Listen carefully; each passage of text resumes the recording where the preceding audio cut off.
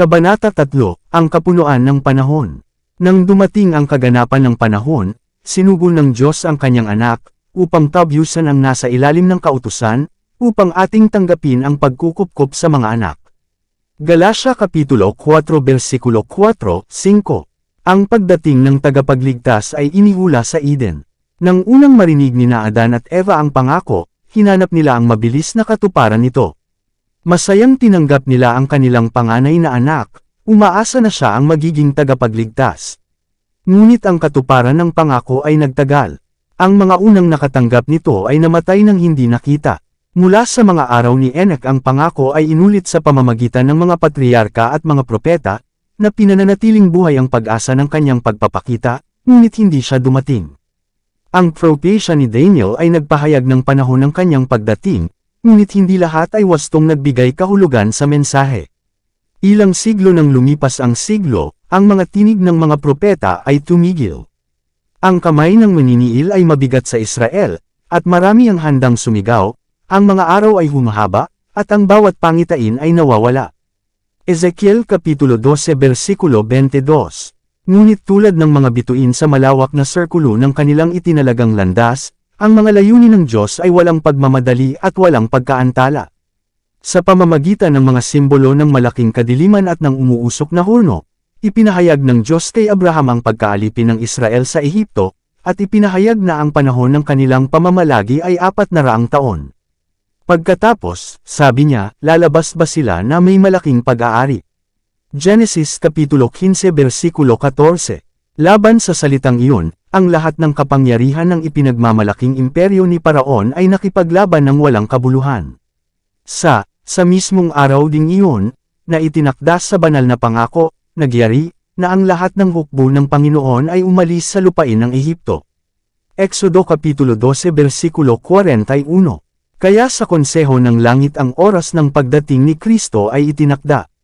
Nang ang dakilang orasan ng oras ay tumukoy sa oras na iyon, si Jesus ay isinilang sa Bethlehem.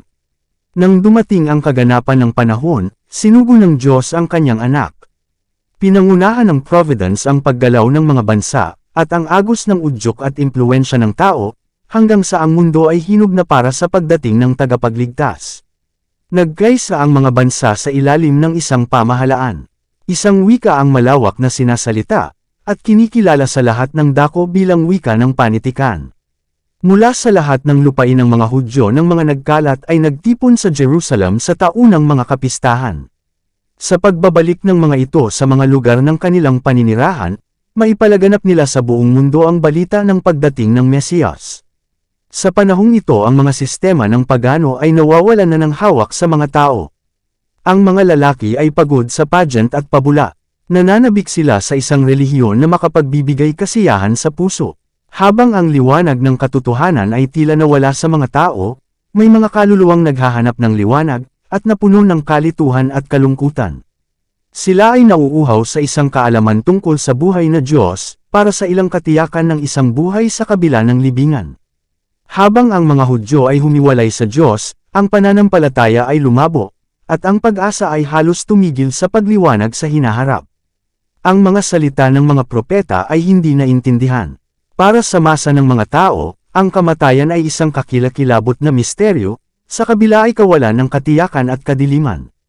Hindi lamang ang panaghoy ng mga ina ng Bethlehem, kundi ang daing mula sa dakilang puso ng sangkatauhan, ang ipinadala sa propeta sa mga siglo, ang tinig na narinig sa Rama, panaghoy, at pagtangis, at matinding pagdadalamati, Raquel, umiiyak para sa kanyang mga anak, at hindi maaliw, sapagkat sila ay wala na.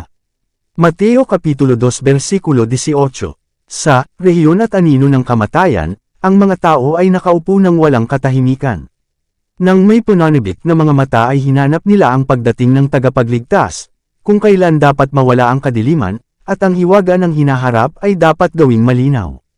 Sa labas ng bansang Hudyo ay may mga lalaking naghula ng paglitaw ng isang banal na tagapagturo. Ang mga lalaking ito ay naghahanap ng katotohanan, at sa kanila ang espiritu ng inspirasyon ay ibinahagi. Isa-isa, tulad ng mga bituin sa madilim na kalangitan, ang mga gurong ito ay lumitaw. Ang kanilang mga salita ng propesya ay nagpasiklab ng pag-asa sa mga puso ng libo-libo sa daigdig ng mga Gentile. Sa loob ng daan-daang taon ang kasulatan ay isinalin sa wikang Griego, na noon ay malawakang sinasalita sa buong imperyo ng Roma. Ang mga Hudyo ay nakakalat sa lahat ng dako, at ang kanilang pag-asa sa pagdating ng Mesiyas ay bahagyang ibinahagi ng mga Gentile. Kabilang sa mga tinawag ng mga Hudyo na pagano ay ang mga taong may higit na pagkaunawa sa mga hula ng kasulatan tungkol sa Mesiyas kaysa sa mga guro sa Israel. May ilan na umaasa sa kanyang pagdating bilang tagapagligtas mula sa kasalanan. Sinikap ng mga pilosopo na pag-aralan ang misteryo ng ekonomiyang Hebreo. Ngunit ang pagkapanatiko ng mga Hudyo ay humadlang sa pagkalat ng liwanag. Ang layunin na mapanatili ang paghihiwalay sa pagitan nila at ng ibang mga bansa, ay ayaw nilang ibahagi ang kaalaman na taglay pa rin nila tungkol sa simbolikong paglilingkod. Dapat dumating ang tunay na tagapagsalin. Dapat ipaliwanag ng isa na inilarawan ng lahat ng mga uri na ito ang kanilang kahalagahan. Sa pamamagitan ng kalikasan, sa pamamagitan ng mga uri at simbolo, sa pamamagitan ng mga patriarka at propeta, ang Diyos ay nakipag-usap sa mundo. Ang mga aral ay dapat ibigay sa sangkatauhan sa wika ng sangkatauhan. Ang mensahero ng tipan ay dapat magsalita. Ang kanyang tinig ay dapat marinig sa kanyang sariling templo. Kailangang dumating si Kristo upang magbigkas ng mga salita na dapat na malinaw at tiyak na maunawaan. Siya, ang may akda ng katotohanan, ay dapat na ihiwalay ang katotohanan mula sa ipa ng pananalita ng tao, na ginawa itong walang bisa. Ang mga alituntunin ng pamahalaan ng Diyos at ang plano ng pagtubos ay dapat na malinaw na tinukoy. Ang mga aral ng lumang tipan ay dapat naganap na nakaharap sa mga tao.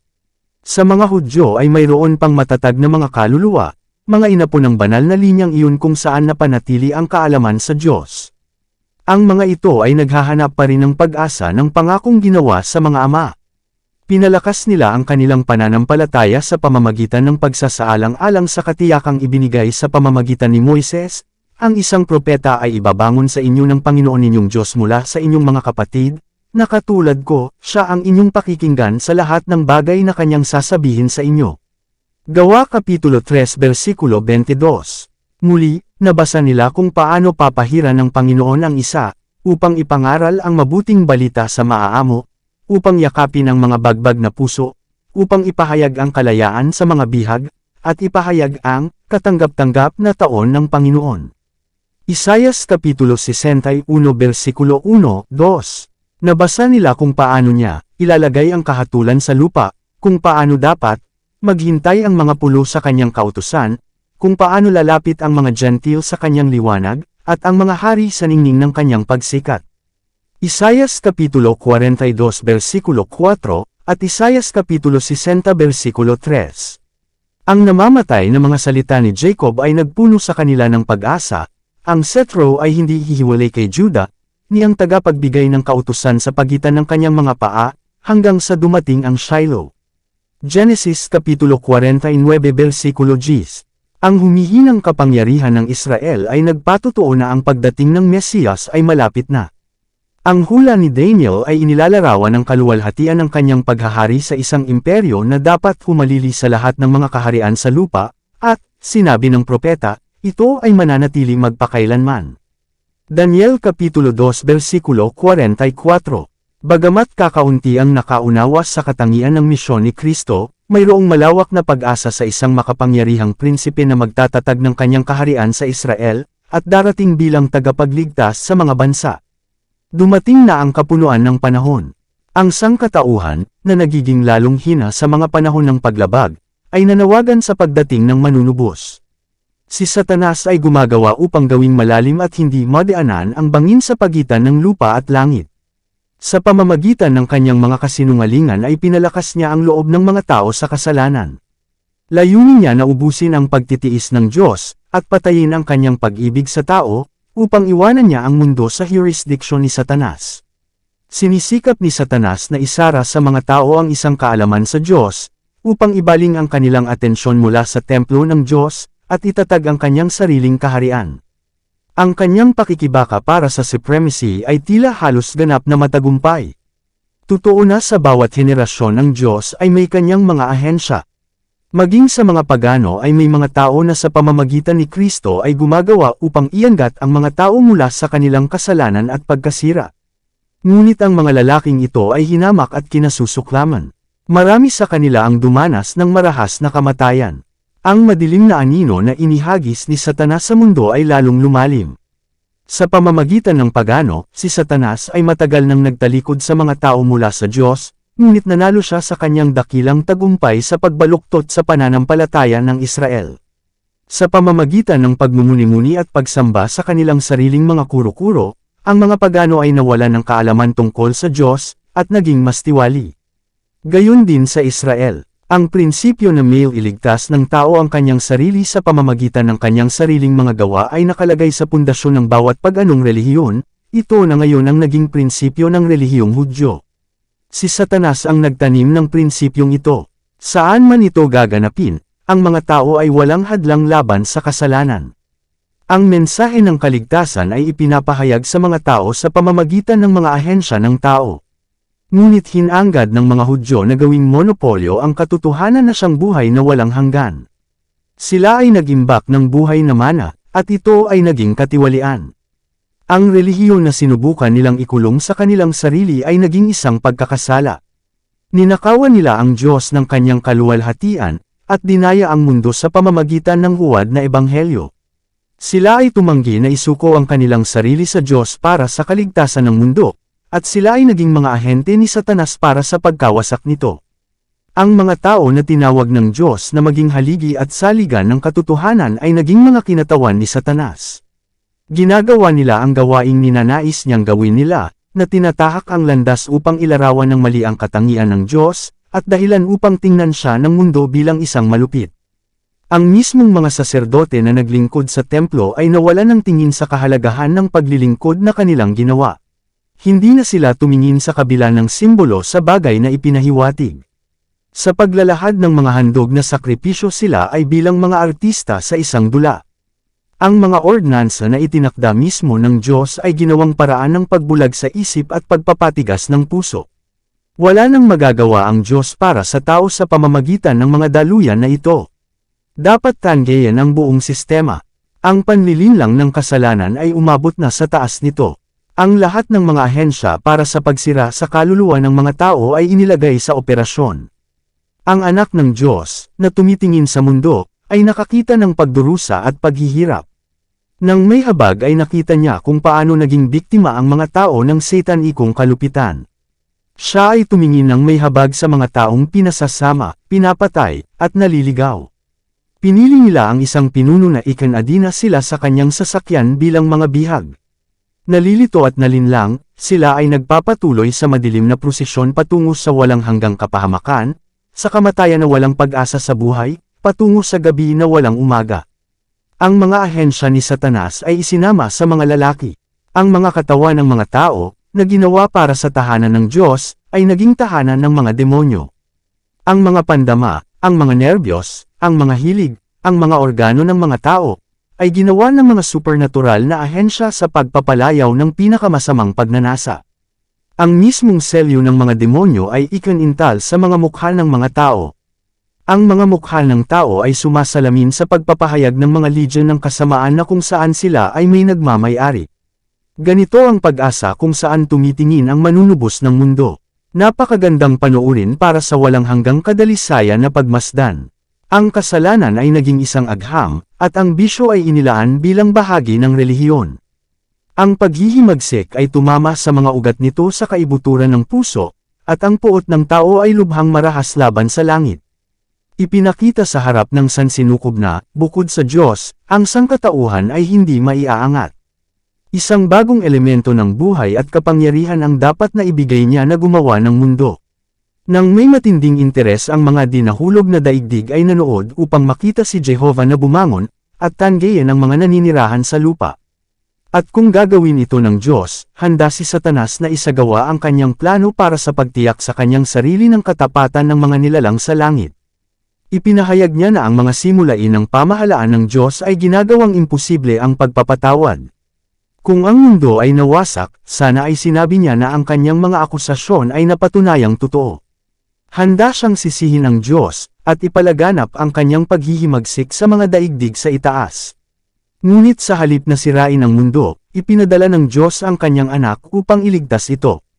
Kahit na ang katiwalian at pagsuwi ay maaaring makita sa bawat bahagi ng dayuhan na lalawigan, isang paraan para sa pagbawi nito ay ibinigay. Sa mismong krisis, nang si Satanas ay tila magtatagumpay, ang anak ng Diyos ay dumating na may dalang embahada ng banal na biyaya. Sa bawat kapanahunan, sa bawat oras, ang pag-ibig ng Diyos ay naisagawa sa makasalanang lahi. Sa kabila ng kabuktutan ng mga tao, ang mga senyales ng awa ay patuloy na ipinakita. At nang dumating ang kaganapan ng panahon, ang Diyos ay niluwalhati sa pamamagitan ng pagbuhos sa mundo ng isang bahan ng pagpapagaling na biyaya na hindi kailanman haadlang o babawiin hanggang sa matupad ang plano ng kaligtasan. Si Satanas ay nagagalak na siya ay nagtagumpay sa paghamak sa larawan ng Diyos sa sangkatauhan. Pagkatapos ay naparito si Jesus upang ibalik sa tao ang larawan ng kanyang mailalang. Walang iba kundi si Kristo ang makakapagpabago ng pagkatao na nasira ng kasalanan. Siya ay naparito upang palayasin ang mga demonyong kumokontrol sa kalooban. Siya ay naparito upang ianggat tayo mula sa alabok, upang muling hubugin ang nasirang karakter ayon sa huwaran ng kanyang banal na katangian, at gawin itong maganda sa kanyang sariling kaluwalhatian. Dito nagtatapos ang Kabanata 3. Para updated ka sa susunod na kabanata, ay huwag kalimutang mag-subscribe, mag-follow at mag-share sa ating channel Renilab TV. Maraming salamat po.